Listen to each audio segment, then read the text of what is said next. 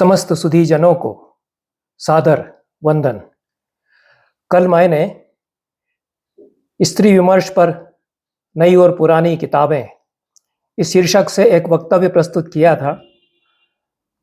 तकनीकी खराबी के कारण चर्चा उसमें पूरी नहीं हो सकी और जो बातें शेष रह गई हैं वह इस समापन वक्तव्य में मैं प्रस्तुत करके इस विमर्श को यहाँ समाप्त करूँगा। कुछ पुस्तकों की मैंने चर्चा की है जिसमें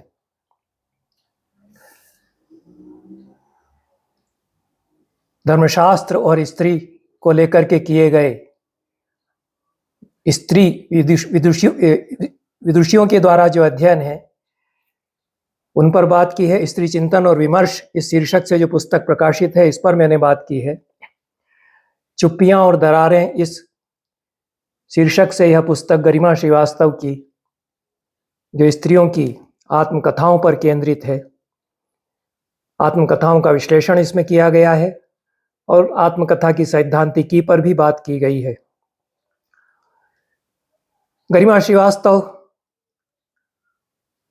बहुत समर्पित भाव से स्त्री विमर्श के क्षेत्र में विशेष रूप से जो स्त्रियों की आत्मकथाएं हैं विश्व साहित्य में उन पर काम करती आ रही हैं और सैकड़ों आत्मकथाओं का उन्होंने अध्ययन किया है। लगभग 1000 आत्मकथाएं उनके अध्ययन की परिधि में आई हैं। इतनी बड़ी संख्या में जो स्त्रियों की आत्मकथाएं 19वीं और 20वीं शताब्दी में या उसके कुछ पहले 17वीं 18वीं शताब्दियों से मिलने लगती हैं और उनमें जो पूरा संसार स्त्री का खुलता है वह बहुत ही महत्वपूर्ण उपलब्धि समकालीन साहित्य की हम कह सकते हैं। और एक स्त्री की आवाज जो अभी तक दबी हुई थी वह सामने आई है। पुरुष स्त्री के बारे में जो कहता आया है वह एक अलग प्रकार का संसार है। पुरुष की दृष्टि से स्त्री, उसमें तो अपने शब्दों में यदि मैं कहूँ तो हम लोगों ने जो स्त्री के साथ किया है कि मारें भी हम, पुचकारें भी हम, डराएं भी हम और डर से निपटने के लिए तरीके भी बताएं हम, सताएं भी हम और सहलाएं भी हम, लतियाएं भी हम और गले भी लगाएं हम ही भाग्य विधाता, हम ही त्राता, सब कुछ हम और सभी कुछ हम। इस रूप में स्त्री के साथ सलूक सहस्राब्दियों से होता रहा है। अब स्त्री का कहा हुआ चूंकि नहीं सुना जाता था और उसकी अनसुनी आवाजें जो आने लग गईं पिछले 300-400 सालों से, उससे किस प्रकार से एक प्रतिरोध की संस्कृति विकसित हुई है यह गरिमा श्रीवास्तव ने पहले अध्याय में विस्तार से इस पुस्तक में विचार किया है। और बहुसंख्य आत्मकथाओं से, विश्व साहित्य की अनेक आत्मकथाओं से उन्होंने संदर्भ इसमें दिए हैं। चकित रह जाना पड़ता है कि इतनी बड़ी संख्या में आत्मकथाएं स्त्रियों की सारी दुनिया में पिछली शताब्दियों में लिखी गई है। यह विशेषता जो आधुनिक स्त्री विमर्श की है कि स्त्रियों के द्वारा स्त्रियों के लिए किया गया विमर्श है वह, पर उसमें विमर्श की सैद्धांतिकी पर गंभीरता से बात की गई है और निश्चित रूप से यह सैद्धांतिकी पुरुषों के द्वारा बनाई गई जो सैद्धांतिकी है उससे अलग प्रकार की होगी। तो यह जो मैंने आरंभ में प्रश्न उठाया था कि पुरुष क्या कहते हैं अपने धर्मशास्त्रों में, स्त्रियों को लेकर के क्या निर्देश देते हैं, वह बहुत प्रशंसनीय है। जहाँ वे उदारता बरतते हैं और जहाँ बहुत भव्य मधुर वचन भी वे कहते हैं और गरिमा मंडित भी वे करते हैं, वह एक अलग बात है। स्त्रियां स्वयं क्या कहती हैं और वे स्वयं अपना सिद्धांत कैसे बनाती है। गरिमा श्रीवास्तव कहती हैं कि आत्मकथाएं भारतीय पितृसत्तात्मक समाज की और उसकी सामाजिक संरचना में व्याप्त लैंगिक विभेद को, भारतीय पितृसत्तात्मक समाज व्यवस्था और उसकी सामाजिक संरचना में व्याप्त लैंगिक विभेद को दर्शाती हैं। अधिकांश रचनाकार उच्च एवं मध्य वर्ग से संबद्ध हैं और शिक्षित परिवारों से आती हैं। लेकिन लैंगिक विभेद का अनुभव कमोबेश सभी को किसी न किसी रूप में हुआ ही है। इस रूप में कुल मिलाकर के जितनी स्त्रियों ने आत्मकथाएं लिखी हैं, चाहे वे बहुत उच्च वर्ग से आई हों, चाहे उच्च मध्य वर्ग से आई हों या दलित वर्ग से आई हों, कुल मिलाकर के वे सब दलित हैं, क्योंकि उनका अनुभव इसी रूप में व्यक्त किया गया है। आत्मकथा की सैद्धांतिकी शीर्षक द्वितीय अध्याय में गरिमा श्रीवास्तव ने बताया कि किस प्रकार से स्त्रियों को आत्माभिव्यक्ति से विमुख करने के लिए कई ताकतें कार्य करती हैं। जो कल भी मैंने चर्चा की कि इस तरह से यदि स्त्री सामने आ जाए कि उसके साथ कितना बड़ा अन्याय हुआ है, या कहने के लिए तो धर्म के नाम पर, नैतिकता के नाम पर, मर्यादा के नाम पर, घर की इलाज घर में ही रखी, घर में ही सीमित रहे, इसके नाम पर किस तरह से उसकी आवाज को दबाया जाता है और धर्म का कंचुक ओढ़ करके पूरी दबंगई फिर घृणित रूप में पुरुष वहां पर दिखाने लगते हैं। इसके जीवंत उदाहरण हमारे समय से हैं। ये आत्मकथाएं उन सारे अनुभवों को व्यक्त करती ही हैं। कुल मिलाकर के इस पुस्तक में बहुत बड़ा वृत्त स्त्रियों की आत्मकथा के द्वारा जो स्त्री संसार का उगड़ता है 9 अध्यायों में। उसमें पहले अध्याय में अनसुनी कथाएं, पहले अध्याय में अनसुनी आवाजें, प्रतिरोध की संस्कृति, दूसरे अध्याय में आत्मकथा की सैद्धांतिकी, तीसरे अध्याय में अथ सवर्ण स्त्री प्रति आख्यान। यह है बहुत रोचक है कि सवर्ण स्त्रियों की आत्मकथाएं भी किस प्रकार से भद्रलोक का जो दोहरा जीवन है उसके समानांतर एक प्रति आख्यान रचती हैं। चौथे अध्याय में बांग्ला और तेलुगु की पहली आत्मकथाओं का विश्लेषण किया गया है। ये लगभग 100 पृष्ठों में विस्तृत अध्याय है। दोनों ही बहुत महत्वपूर्ण आत्मकथाएं हैं। आगुनेर पारसमणि, यह बांग्ला की पहली स्त्री आत्मकथा, और एक तेलुगु की आत्मकथा। वो कितने साहस के साथ इन महिलाओं ने अपनी आत्मकथाएं लिखी, कैसे उनको रोका गया कि ऐसा मत करो। इस सब का दस्तावेजीकरण उसके द्वारा हुआ है। छठा अध्याय, 5वां अध्याय आकांक्षाओं का अनुनाद, मलयालम स्त्री की आत्मकथा इस शीर्षक से है। छठा अध्याय आरोहण से अनावरण की यात्रा, कन्नड़ स्त्री आत्मकथा। 7वां अध्याय अक्स खुशबू, हम गुनहगार औरतें, मुसलमान स्त्री आत्मकथा। और किस प्रकार से मुस्लिम समाज से महिलाओं ने आत्मकथाएं लिखी हैं और कितना साहस उनको करना पड़ा होगा, जिनको कि गुनहगार माना गया। 8वां अध्याय अकिंचन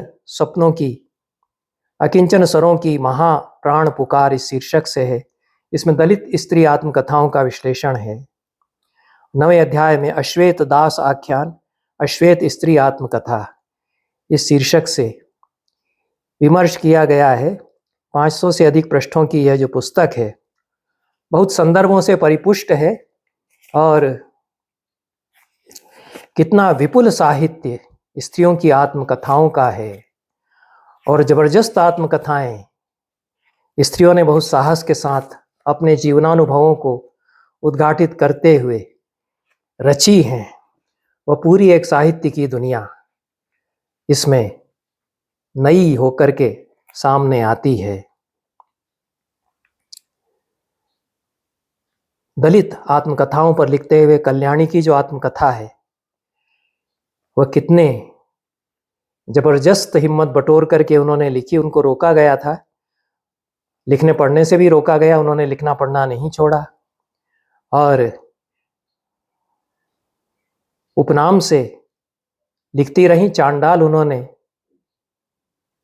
उपनाम में जोड़ा और 2003 में अपनी जाति को उपनाम के तौर पर सार्वजनिक करते हुए उन्होंने लिखना शुरू किया।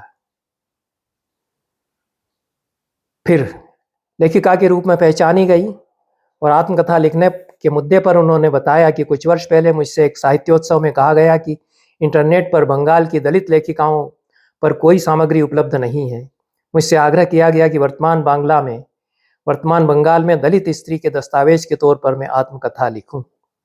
संसार बदलता है और फिर दलित स्त्रियों की आवाज़ें आने लगती हैं और उनसे कहा भी जाता है कि आप आत्मकथा लिखिए क्योंकि इसकी आवश्यकता है। दूसरी लेखिका बेबी हालदार हैं, जानी मानी साहित्यकार हैं बंगला की, कल्याणी ठाकुर हैं, वामा।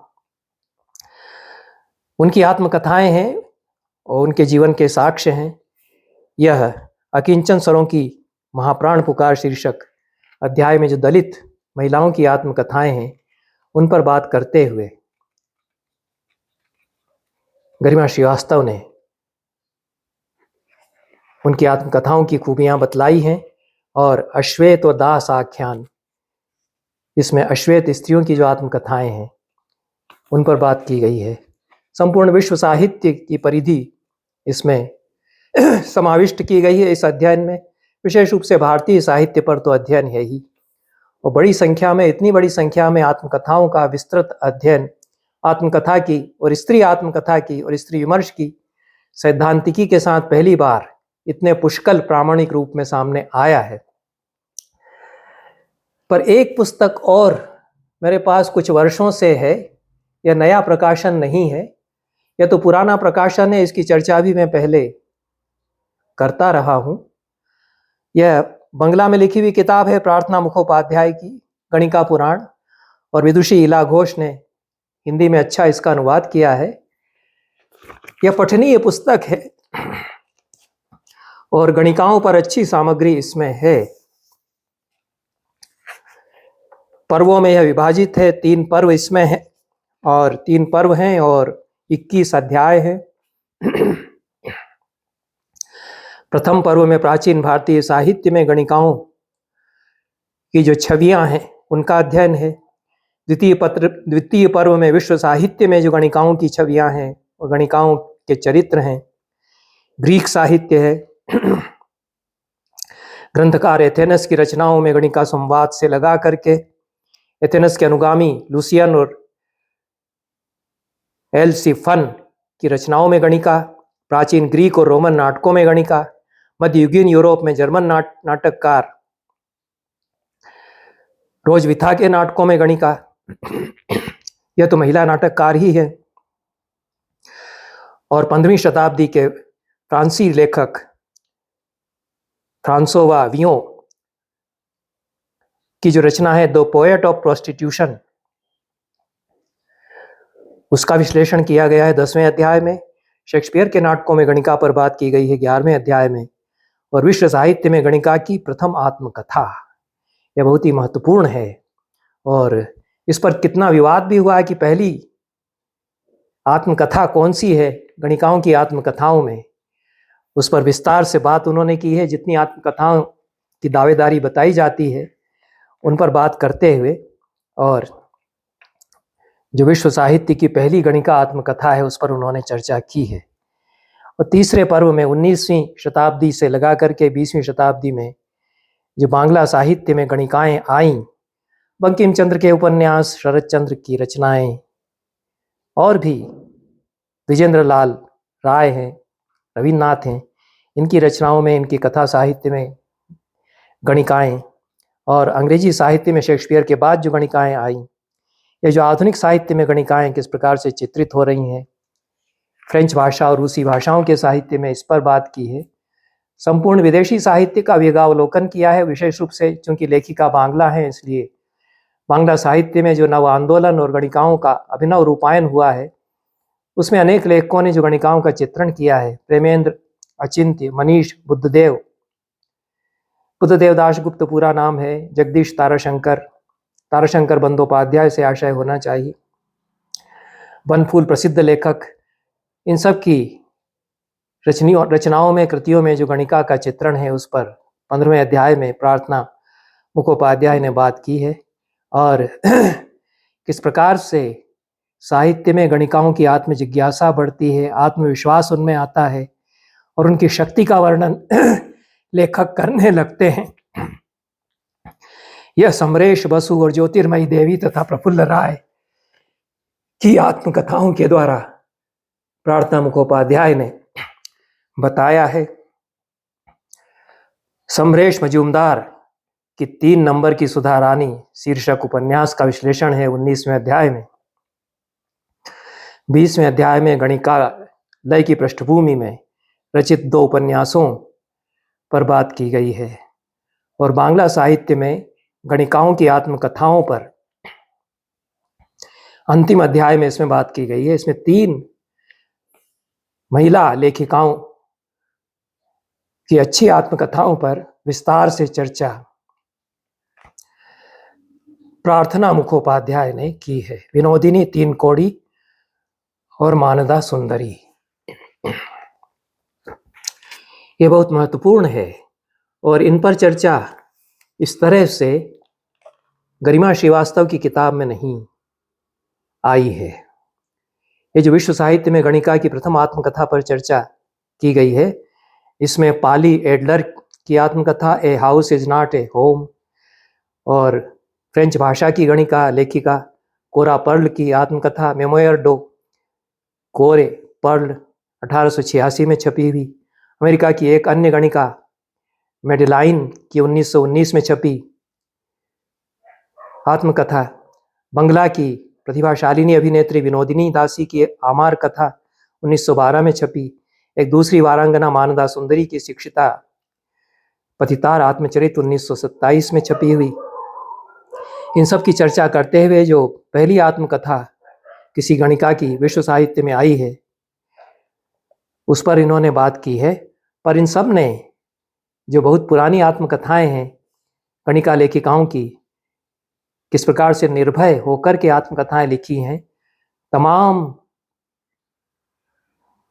संकटों, चुनौतियों और आशंकाओं के घेरे में रह करके, चेतावनियों के दायरे में रह करके बहुत ज़्यादा भय भी उनको दिखाया गया, पर अपने असंख्य प्रेमियों के विवरण उन्होंने दिए। ये थी Harriette Wilson, age of regent शीर्षक उनकी आत्मकथा। आत्मकथाओं की पथ प्रदर्शिका इसको प्रार्थना मुखोपाध्याय ने कहा है। मेमोयर ऑफ हैरियट विल्सन शीर्षक से 1825 में, बहुत विशाल आकार में यह पुस्तक है, बहुत सुपाठ्य नहीं है, कई प्रसंग इसमें नीरस हैं, पर पाठकों को यह जो इतिहास है पूरा यह बांधे रखता है, वो पूरी तथ्यात्मकता। पहले संस्करण में ही 30,000 प्रतियां इसकी बिक गई थी उस जमाने में, 19वीं शताब्दी के मध्य में लोकप्रिय यह आत्मकथा हुई है। तो इस पर इतनी जानकारी प्रार्थना मुखोपाध्याय की किताब से मिलती है, पर यह जो 21वां अंतिम अध्याय है इस किताब का, इसमें गणिकाओं की आत्मकथा पर जो चर्चा की गई है वह अद्भुत है इस दृष्टि से कि एक तो कोई स्त्री साहित्य की दुनिया में 19वीं शताब्दी में जब अवतरित होती थी तो उसको क्या क्या झेलना पड़ता था, फिर वह स्त्री गणिका यदि है तब तो उसके सामने संकट बहुत अधिक होगा।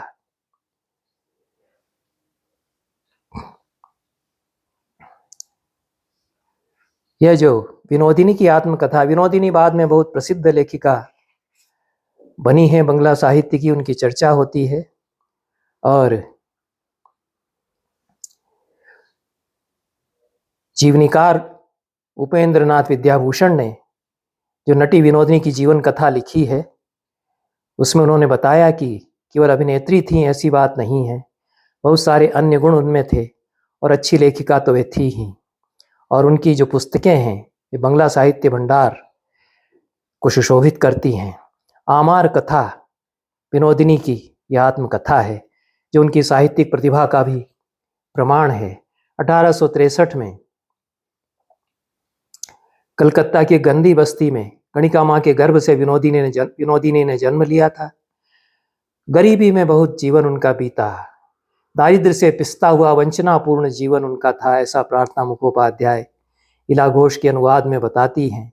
1872 में जब उनकी आयु मात्र 9 वर्ष की थी तब उनकी माँ ने उन्हें रंगालय पहुंचा दिया, जिसको कि सरल भाषा में कोठा कह सकते हैं।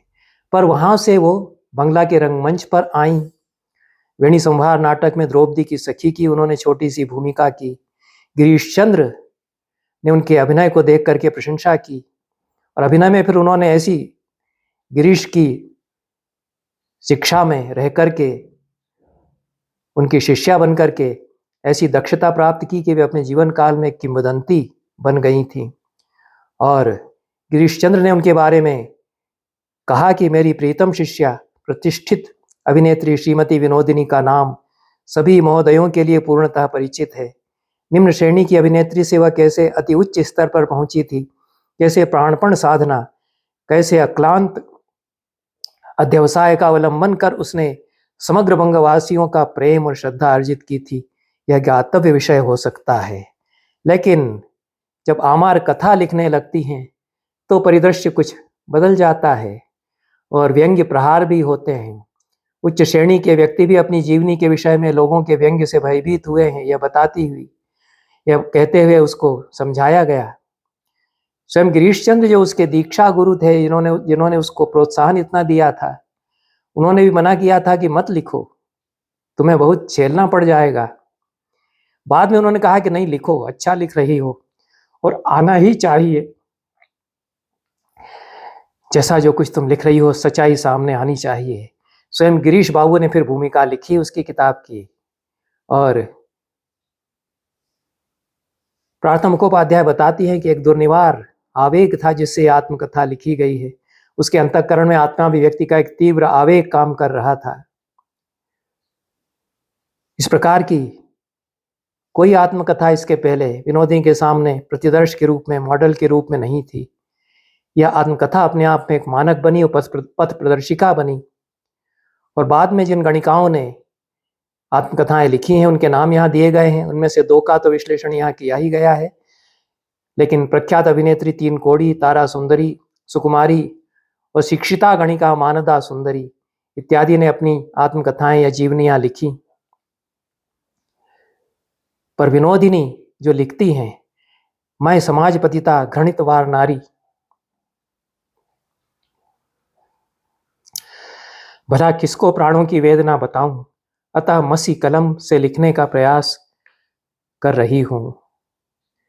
लोक निंदित जीवन को किस प्रकार से सतत साधना के द्वारा लोक वंदित विनोदिनी ने बनाया, इसका उन्होंने अपनी आत्मकथा में सबूत दे दिया है। और कैसे वे 9-10 वर्ष की आयु में थिएटर में लाई गईं और उस समय बड़ी दक्ष अभिनेत्रियां बंगला के थिएटर में थीं।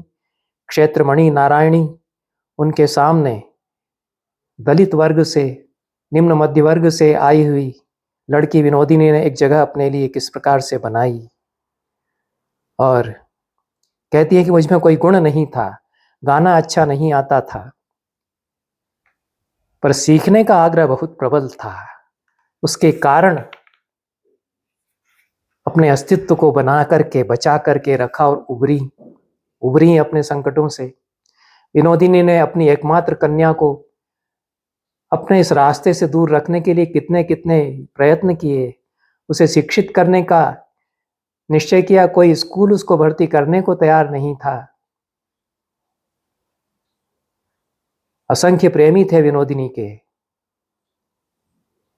उनमें से कोई एक प्रेमी ऐसा निकला जिसने कहा कि हाँ, मैं तुम्हारी बेटी की शिक्षा के लिए कहीं न कहीं से व्यवस्था कराऊंगा।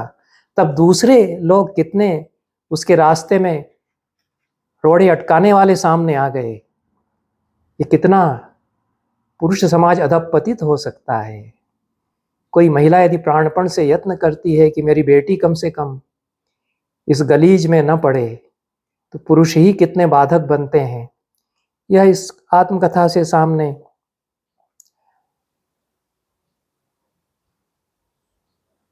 बात आती है और इससे बहुत अधिक मर्माहत होती हैं विनोदिनी। और पुरुषों के विषय में मोहभंग उनका अंततः होता है। जिन्होंने बहुत प्रशंसा की, जिन्होंने बहुत चाहा, उनकी सारी प्रशंसाएं कितनी खोखली थीं ये वे समझती हैं। यह दूसरी जो आत्मकथा है, तीन कोड़ी की आत्मकथा है, आमार जीवन, यह लुप्त हो गई थी इसको बंगला रंगमंच और नाट्य अभिनय का इतिहास लिखने वाले अमरेंद्रनाथ बसु ने अपने ग्रंथ में लगभग पूर्ण रूप से संकलित कर लिया है। उसके कारण ये बची रह गई है। और अभिव्यक्ति की दृष्टि से, भाषा की परिपक्वता की दृष्टि से विनोदिनी की रचना से कुछ कमतर यह हो सकती है, ऐसा प्रार्थना मुखोपाध्याय कहती हैं। पर अपने जीवन के निम्नतम सोपान से साधना के द्वारा उच्चतम सोपान, उच्चतम स्थान पर पहुंचने की कहानी यह है। इसलिए यह पठनीय है। और विनोदिनी और तीन कोड़ी दोनों की रचनाओं में उस युग के सामान्य रंगमंचों, नाट्य जगत के सर्वविदित किंवदंती पुरुष नटसूरी गिरीश घोष, इनके द्वारा जो रंगमंच पर काम किया गया उसके संबंध में बहुत सारे ऐसे तथ्य हैं जो अन्यथा नहीं ज्ञात हो सकते हैं। बांग्ला रंगमंच के इतिहास को नया आलोक इनसे मिलता है। तीन कोड़ी 1870 में उनका जन्म हुआ। किसी अनाम अज्ञात बस्ती में कलकत्ता में। माँ की आर्थिक स्थिति बहुत खराब थी। पिता तो होते नहीं हैं ऐसी कन्याओं के। माँ की आर्थिक स्थिति बहुत खराब नहीं थी। शैशव में तो खाने पीने का बहुत कष्ट नहीं हुआ। कंठ मधुर था, इसलिए संगीत के दम पर पहचानी गई। गिरीश घोष का रावण वध देखने गई। अभिनय करने की कामना बहुत तीव्र हुई उनके मन में। गिरीश चंद्र ने बिल्व मंगल नाटक में उन्हें सखी की भूमिका दी। इस तरह से रंगमंच पर आगे आईं और गिरीश घोष के रूप सनातन नाटक में एक गीत उनको गाने का अवसर मिला। देख लो ये राइयर वेणी काल भुजंगिनी। गाना सुनकर के और उसके साथ जो अभिव्यक्ति थी, भाव भंगिमाएं थी, थिएटर के संचालक ने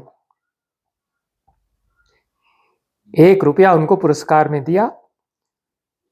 तीन कोड़ी ने वो 1 रुपया जीवन भर संभाल करके रखा, यह वे बताती हैं। और थिएटर में उनको अवसर मिलता गया अपनी अभिनय प्रतिभा के द्वारा। कई थिएटर संस्थाओं के लिए उन्होंने काम किया। उन सब का पूरा इतिहास, ये बंगला रंगमंच का इतिहास भी उनकी आत्मकथा बन जाती है। गिरीश घोष के मिनर्वा थिएटर से वे जुड़ी। अंततः कई रंग संस्थाओं के नाम इसमें तीन कोड़ी की आत्मकथा में आते हैं। उनका इतिहास पूरा इसमें इस आत्मकथा में आ जाता है। इसलिए आत्मकथाएं बहुत पठनीय हैं। ये पूरी संस्कृति के कई अध्यायों को उद्घाटित करती हैं और कितना संघर्ष इन महिलाओं ने किया इसको तो बताती ही हैं। तारा सुंदरी दूसरी इस प्रकार की महिला हैं। और विनोदिनी से बहुत सीखा तीन कोड़ी और तारा सुंदरी ने। और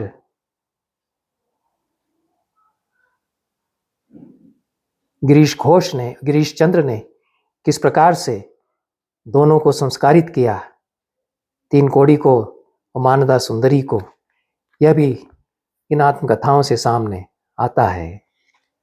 पर आत्मग्लानि और आत्मिक आकुलता की जो जटिल भावनाएं हैं, उनकी अभिव्यक्ति कैसे अपनी टूटी फूटी भाषा में तीन कोड़ी करती हैं। इस दृष्टि से आत्मकथा हमारे साहित्य की निधि है। और पुकारने जैसा पुकारना वह कैसे होता है। मैं तो रोज ही उन्हें पुकारती हूँ। मेरे जैसे कितने कोटि कोटि लोग उन्हें बुलाते हैं। मेरी जैसी हीन की पुकार क्या उन तक पहुँचती है। एक पाप बोध है और आकुल पुकार है। और संपत्ति थी, अपने 2 मकान अंत में उन्होंने अस्पताल के लिए दे दिए। एक मकान अपनी रक्षा करने वाले पुत्रवत युवक को देकर के गई। ये सब जीवन के अध्याय तीन कोड़ी की आत्मकथा से सामने आते हैं। उनके जीवन के तीसरी आत्मकथा मानदा सुंदरी की है, जिसका नाम शिक्षिता पतितार आत्मचरित है। मानदा सुंदरी का जीवन बहुत उतार चढ़ाव उनके अधःपतन की गाथा का जीवन भी है। और भद्र समाज में उनका अभिजात परिवार में ब्राह्मण कुल में जन्म हुआ। पिता की पहली संतान। पिता वकील थे, अधिवक्ता थे। सब कुछ ठीक ठाक था, सुख सुविधाओं से, आनंद से भरपूर जीवन था। लेकिन विमाता आ गईं और पता नहीं किस जिद में घर छोड़ दिया। प्रेमी ने धोखा दिया, गहने वगैरह सब ले गया। थेरी गाथा की थेरियों के में से एक थेरी के साथ जैसा हुआ है। रुपए पैसे खत्म हो गए। अंत में वहीं पहुंची जहां पहुंचना था। लेकिन पढ़ी लिखी थी, सुरुचि संपन्न थी, इसलिए प्रतिष्ठा वहां भी जाकर के प्राप्त की और लिखना पढ़ना नहीं छोड़ा। उनकी जिद पर पुस्तकें उनके लिए आती रहीं, बराबर पढ़ती रहीं और लिखती भी रहीं। मानदा सुंदरी साहित्य का नया से नया साहित्य पढ़ती रहीं। शैली, बायरन, शेक्सपियर, विद्यापति, भारत चंद्र, ईश्वर गुप्त, बंकिम, दीनबंधु, गिरीश चंद्र, रविन्द्रनाथ, इन सब की रचनाओं का अध्ययन में इस सारे दौर में मैं करती रही। उसका अहंकार भी मुझे रहा। तो यह अपने स्खलन का वर्णन उन्होंने बहुत बेबाक ढंग से किया है। 15 वर्ष की आयु में घर छोड़ा रमेश के साथ। रमेश ने कैसे प्रताड़ित करना आरंभ किया। पहले तो बहुत प्रेम दिखाया, बाद में उसकी सच्चाई सामने आने लगी। मानदा के गहने, बहुमूल्य वस्त्र बेचने लगा, शराब पीकर मारपीट करने ही लगा।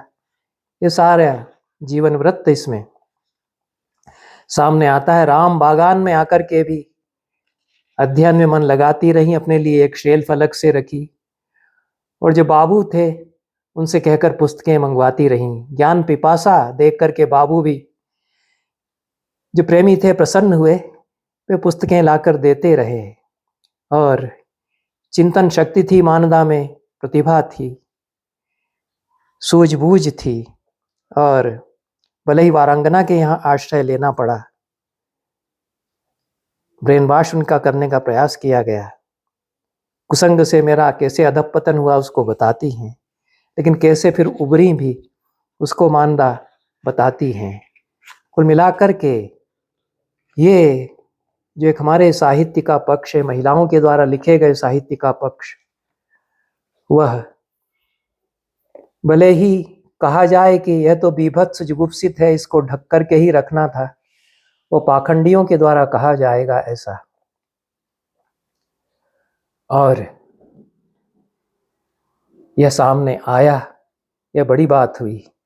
मेरे सामने इस सब को पढ़ कर के यह प्रश्न आया कि प्राचीन साहित्य में, जिसे हम क्लासिकल भाषाओं का साहित्य कहते हैं, संस्कृत, प्राकृत, अपभ्रंश, इनमें क्या इस तरह की आत्मकथाएं महिलाओं की नहीं लिखी गई। थेरी गाथा की बहुत चर्चा होती है, उस पर तो बात की ही है मैंने। पाली में थेरी गाथा है, पर संस्कृत में, प्राकृत में और अपभ्रंश में महिलाएं कहाँ हैं, उनकी रचनाएं कहाँ हैं।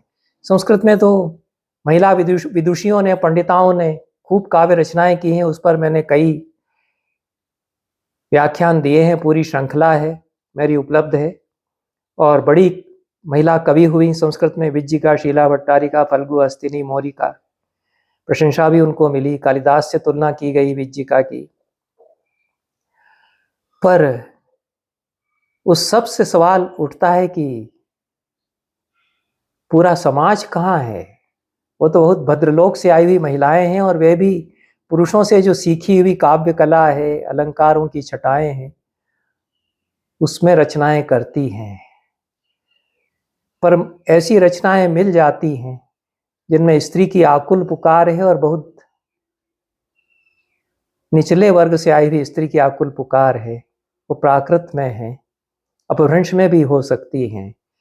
एक गाथा में उद्धृत करके अपनी बात समाप्त करता हूं। सरस्वती कंठाभरण भोज का है, 10वीं शताब्दी का प्रसिद्ध काव्य शास्त्रीय ग्रंथ है। उसमें पहले परिच्छेद में अपद दोष के उदाहरण में एक अपभ्रंश की गाथा उद्धृत है। अपभ्रंश कुछ आ गई है, कुछ अपभ्रंश और कुछ प्राकृत मिली जुली है। इसीलिए दोष के उदाहरण में भी भोज ने दिया है, या भोज के निर्देश पर जिन पंडितों ने सरस्वती कंठाभरण तैयार किया उन्होंने दिया है। क्योंकि भोज स्वयं समझबूझ करके तो इस गाथा को उद्धृत न करते। ये तो पूरी जो व्यवस्था है, राज व्यवस्था है, सत्ता है, उस पर बहुत बड़ा जबरदस्त सवाल छोटी सी गाथा खड़ा करती है। गाथा इस प्रकार की है। आउज पिट्टिय एजह कुक्कुलिणाम मज्ज भत्ताल, पेखंतः लाउल कलड़िया हहा कस कंदेमी। ऐसी गाथा दूसरी नहीं मुझे मिली। भोज ने तो इसलिए दोष बताया है कि पदावली ही कुछ टूटी फूटी है, कुछ प्राकृत और कुछ अपभ्रंश, तो उन्होंने कहा कि ये ग्राम्य और अग्राम्य मिल गए हैं, इसलिए अपद दोष हो गया है। मुझे इसलिए यह बहुत अद्भुत लगी कि जिस औरत का यह चीत्कार है वह कह नहीं पा रही है, वह समझ नहीं पा रही कि किस भाषा में मैं चीखूं और पुकारूं। आउज्जय पिट्य एजह, संस्कृत में छाया करेंगे तो आवर्ज पीड्यते जह कुक्कुली नाम मज्ज भत्ताल। छाया जो इन्होंने की है, क्या छाया की है? यथा कुक्कुरो नाम मम भरता, उसमें कुक्कुली है। मैं ये सवाल उठाता रहा बड़े विद्वानों की सभा में भी कि अपभ्रंश या प्राकृत में कुक्कुली आएगा तो कुक्कुरो कैसे उसकी छाया हो जाएगी संस्कृत में?